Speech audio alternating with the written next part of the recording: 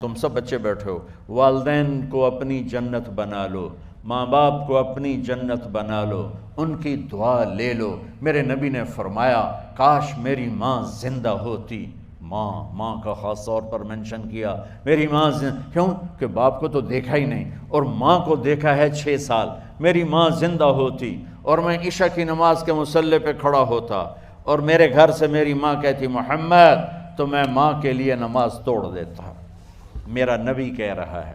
اور جب آپ حج پہ تشریف لے گئے اور ابوا کے میدان سے گزرے جہاں میرے نبی کی والدہ کا انتقال ہوا تھا، اس بات کو 57 سال گزر چکے ہیں۔ 6 برس کی عمر میں مدینہ سے نکلے 3 افراد، میرے نبی کی ماں، میرے نبی کے والد کی باندی ایمن، وہ بھی ماں ہیں، انہوں نے بھی دودھ پلایا تھا میرے نبی کو۔ 2 مائیں ہیں، ایک دودھ پلانے والی، ایک پیدا کرنے والی، اور ایک میرے نبی ہیں۔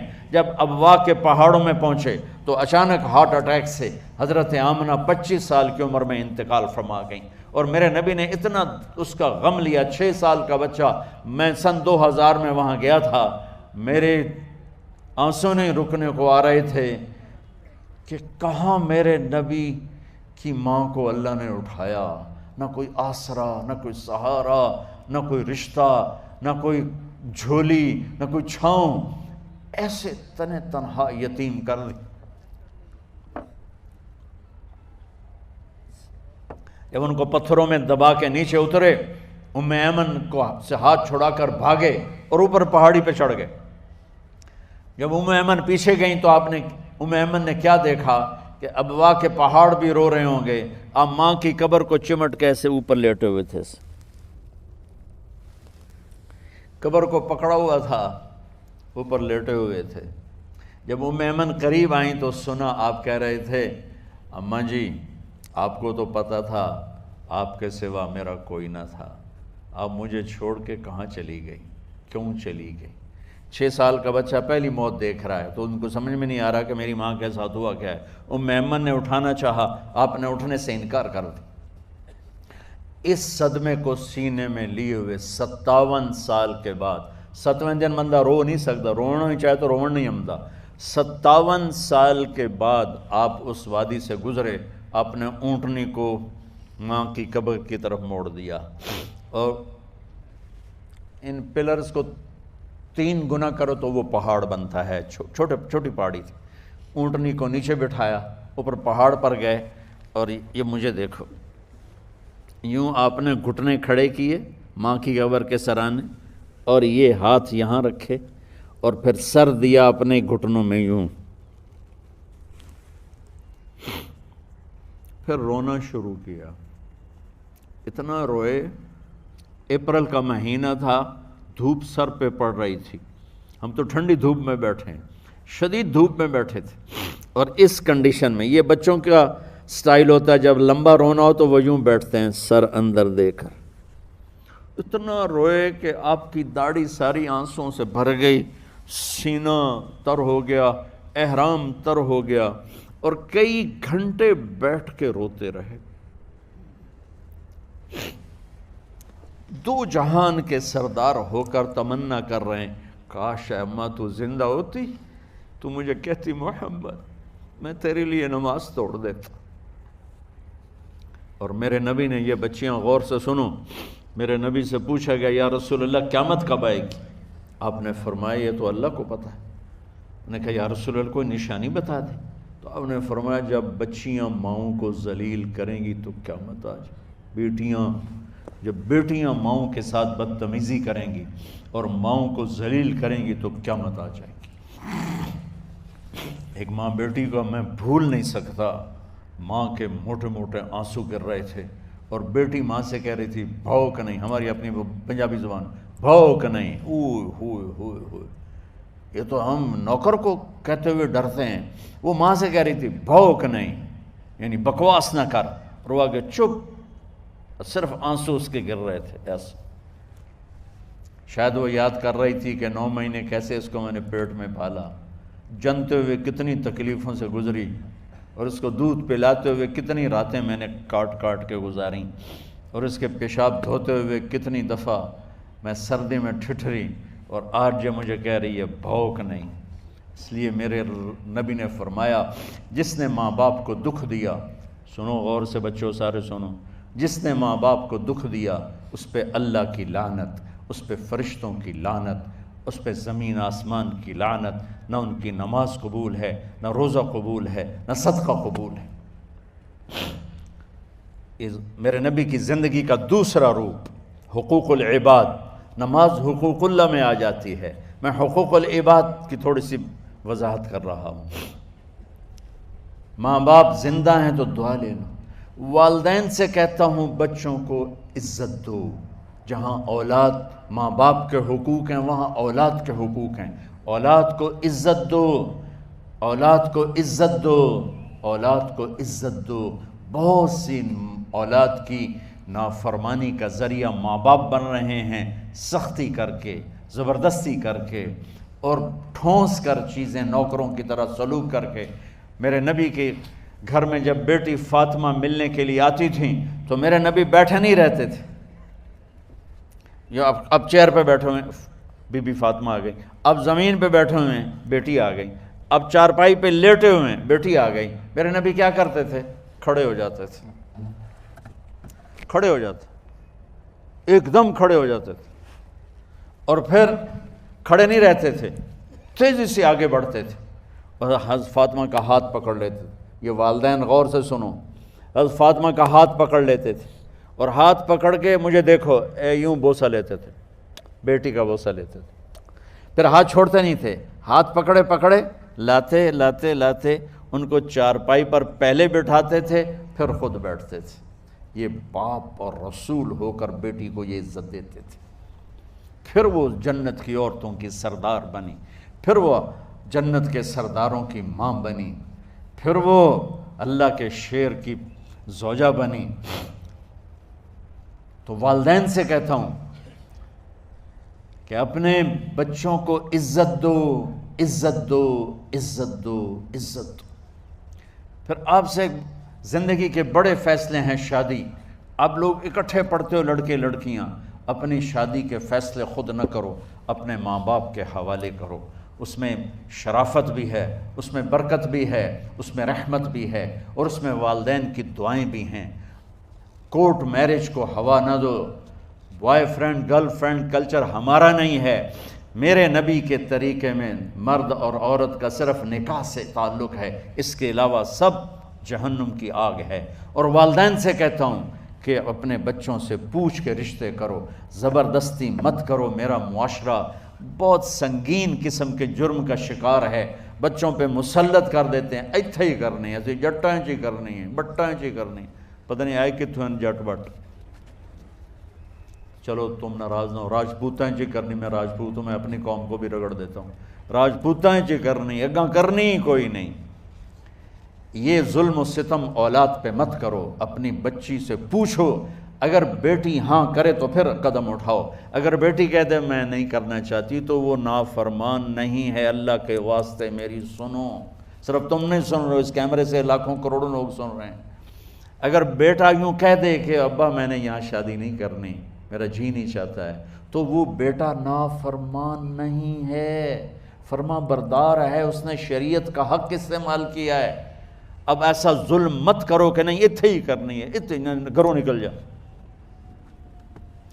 زندگی تم نے تو نہیں گزارنی، زندگی تو بچے نے گزارنی، میں قربان جاؤں۔ ایک حدیث سنو پہلے، پھر اگلی بات سناتا ہوں۔ ما تزوجت وما زوجت الا بوحی من السماء نزل به جبریل۔ لوگو سنو، میں نے جہاں شادی کی، میں نے جہاں بیٹی کی شادی کی، پہلے آسمان سے جبریل فرشتہ اللہ کا حکم لے کر آیا، پھر میں نے قدم اٹھایا۔ سمجھ گئے میری یہ بات سمجھ گئے سارے؟ اب اگلی سنو۔ حضرت علی فاطمہ کا رشتہ لینے آ گئے اور جبریل ان سے پہلے آ گیا کہ یا رسول اللہ فاطمہ علی کے لیے ہے۔ باپ محمد مصطفیٰ جیسا ہے، رشتہ مانگنے والا علی جیسا ہے، اور بیٹی فاطمہ جیسی ہے۔ اور آپ پوچھتے ہیں علی کیسے آئے؟ وہ شرم کی وجہ سے کچھ کہہ نہ سکے، چپ۔ آپ کو تو پتہ تھا، آپ نے فرمایا فاطمہ کے رشتے کے لیے آئے ہو؟ کہا جی۔ تو جبریل تنال بیٹھا ہوا ہے کہ یا رسول اللہ اتھے ہی کرنا ہے۔ آپ نے ہاں نہیں کی، آپ نے کہا انشاءاللہ، اور یہ کہہ کر اٹھ گئے۔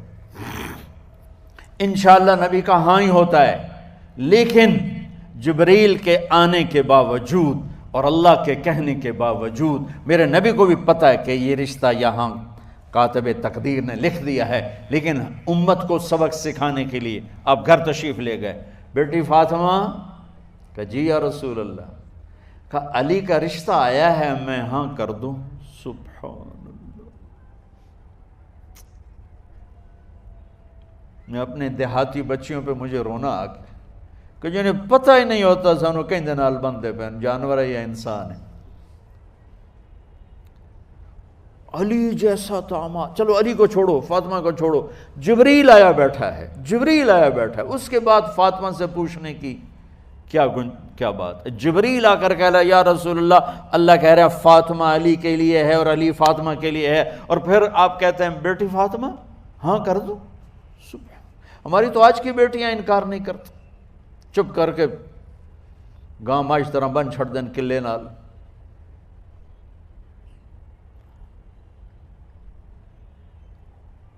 کوئی ان کے اندر کے جذبات کو سننے والا کوئی نہیں ہوتا، اپنی انانیت پر یہ فیصلے کرتے ہیں، اور میرا نبی کہہ رہا بیٹی ہاں کر دو۔ سبحان اللہ۔ آپ کا کیا خیال ہے فاطمہ نے انکار کرنا تھا؟ یہ تو یہ بیٹیاں نہیں انکار کرتی تو فاطمہ نے کہاں کرنا تھا؟ لیکن یہ سبق دینا تھا ان والدین کو جو نادانی میں نادانی کے فیصلے کر کے اولاد کو ہمیشہ ایک ٹھنڈی آگ میں دھکا دے دیتے ہیں۔ حضرت فاطمہ رضی اللہ تعالیٰ عنہا نے جب ہاں کی پھر آپ باہر نکلے۔ اچھا مزے کا واقعہ ہو، حضرت علی اٹھ کے باہر نکلے تو صحابہ باہر کھڑے انتظار کر رہے تھے کہ کیا ہوا۔ حضرت علی کو بھیجنے والے تھے عبد الرحمن بن عوف، پہلے ابو بکر گئے تو آپ نے انکار کر دیا، عمر گئے رشتہ مانگا، آپ نے انکار کر دیا۔ عبد الرحمن بن عوف نے علی سے کہا آپ جائیں، آپ کا رشتہ رد نہیں ہوگا۔ کہنے لگے میرا تو ذاتی گھر بھی کوئی نہیں، مجھے کہاں سے رشتہ ملے گا، میں تو بالکل غریب ہوں۔ کہا نہیں تم جاؤ۔ تو واپس آتے انہوں نے عبد الرحمن بن عوف پہ چڑھائی کر دی، وہ کیا ہے نا تو میں نے گلے آئی، انکار ہو گیا۔ تو صحابہ نے پوچھا کیا ہوا؟ کہا کچھ کہا ہی نہیں، چپ کر کے اٹھ گئے۔ تو عبد الرحمن بن عوف کہنے لگے کچھ بولے صحیح، کہ بس اتنا کہا انشاءاللہ، کہا تو مبارک ہو، نبی کا انشاءاللہ ہاں ہوتا ہے۔ کہا اچھا تو اتنے میں آپ باہر تشریف لے۔ کہا علی، کہا جی، کہا لو بلاؤ، لوگوں کو بلاؤ۔ ساری مسجد بھر گئی، آپ کی ساری مسجد فل ہو گئی۔ آپ ممبر پہ کھڑے ہوئے علی کو سامنے بٹھایا، کہا لوگو یہ جبریل میرے پاس اللہ کا پیغام لائے ہیں کہ میں فاطمہ بنت محمد کا نکاح علی کے بن ابی طالب کے ساتھ کر دوں۔ پھر آپ نے خطبہ پڑھا اور کہا کہ علی، ہائے ہائے ہائے، میں نے فاطمہ بنت محمد کو 400 درہم مہر کے عوض تیرے نکاح میں دیا، تو نے قبول کیا؟ حضرت علی نے زور سے نعرہ لگایا میں نے قبول کیا، اور سجدے میں چلے گئے، اللہ کا شکر کا سجدہ ادا کیا۔ پھر میرے نبی نے وہیں سارے مجمع کو شہد کا شربت پلایا اور تازہ کھجوریں کھلائیں، اور پھر جب رخصتی ہوئی تو آپ نے حضرت علی سے فرمایا کہ آپ آ کے لے جاؤ۔ پھر آپ نے حضرت ام سلمہ، حضرت حفصہ اور جناب حضرت عائشہ رضی اللہ تعالیٰ عنہ، ان تینوں کو بلا کر فرمایا تمہیں پتہ ہے نا مجھے فاطمہ سے کتنا پیار ہے، تو تم فاطمہ کو دلہن بناؤ، اس کی تیاری کرواؤ، اسے دلہن بناؤ۔ تو ان تینوں نے حضرت فاطمہ کو دلہن بنایا۔ پھر آپ نے حضرت علی کو پیغام بھجوایا، وہ تشریف لائے، اپنی اونٹنی لے کر آئے، حضرت عقیل ساتھ ہے، سلمان فارسی ساتھ ہے، اور دروازے پر اونٹنی بٹھائی، آپ علی کو اندر لے گئے اور یوں فاطمہ کا ہاتھ پکڑ کے علی کے ہاتھ میں دے کر فرمایا علی تمہیں نبی کی بیٹی مبارک۔ سبحان۔ پھر آپ نے کہا میری بیٹی فاطمہ، مجھے اپنے خاندان میں جو سب سے زیادہ محبوب تھا میں نے تیرا ہاتھ اس کے ہاتھ میں دے دیا ہے۔ والدین سے کہتا ہوں اپنے نبی کی زندگی پڑھو۔ میرا درد ہے کہ ہماری ثقافت میں اسلام داخل نہیں ہوا، ہمارے عبادت میں اسلام آ گیا، بہت سارا مجمع مرد عورتوں کا نمازی ہے، حاجی ہے، عمرے کرتے ہیں، لیکن ثقافت میں نبوت کی جھلک دکھائی دے، ثقافت میں اللہ کا نبی دکھائی دے، وہ نہیں ہے۔ زندگی بیت گئی اس انتظار میں، مدت سے لگ رہی تھی لب بام ٹک ٹکی، تھک تھک کے گر گئی نگہ انتظار آج، پتہ نہیں کب صبح ہوگی۔ چلو کہتے تو جائیں مجھے ہے اگرچہ بت ہیں جماعت کی آستینوں میں، مجھے ہے حکم اذان لا الہ الا اللہ۔ والدین کے ذمہ ہے اولاد کو عزت دینا، ان کے سب سے بڑی خواہش میں ان کا احترام کرنا کہ زندگی انہوں نے گزارنی ہے، اور آپ کے ذمہ ہے والدین کے آگے سر جھکا دینا۔ اللہ کے واسطے کورٹ میرجز اور خفیہ شادیاں یہ نہ ہماری ثقافت ہے نہ یہ انسانیت ہے۔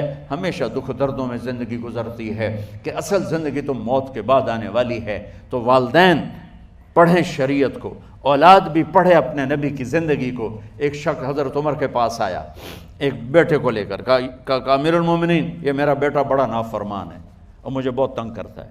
حضرت عمر کے پاس لاٹھی ہوتی تو انہوں نے یوں اٹھائی، وہ کہنے لگا حضور معافی دیا جائے، ایک میری گل سن لو۔ آپ نے فرمایا کیا؟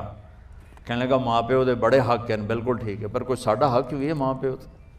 آپ نے کہا ہاں۔ آپ نے کہا ہاں۔ کہنے لگے ذرا وہ بتا دیں۔ کہا پہلا حق ہے اچھی ماں تلاش کرے، نیک عورت تلاش کرے۔ دوسرا حق یہ ہے نام اچھا رکھے۔ تیسرا حق یہ ہے اس کو قرآن کی تعلیم دے۔ کہا جی پھر سن لو حضرت جی، میرے پیو کو پوچھو اس حبشی عورت نال شادی کر کے مینوں حبشی ماں دیتی، انہوں کوئی عرب ماں ہی نہیں لتی۔ میرا پہلا حق اس مارا ہے۔ دوسرا سن لو، اس نے میرا نام جولان رکھا ہے، جولان گندگی کے کیڑے کو کہتے کہ اس نے میرا نام جولان رکھا ہے۔ اور تری سن لو، اس آج تے مینوں قرآن دی شکل نہیں وکھائی، حضرت عمر ہوئی سوٹا وہ دے سر تے پھیر دے کہ پہلے تیری مالش کراں پھر ایدی کر سکتا۔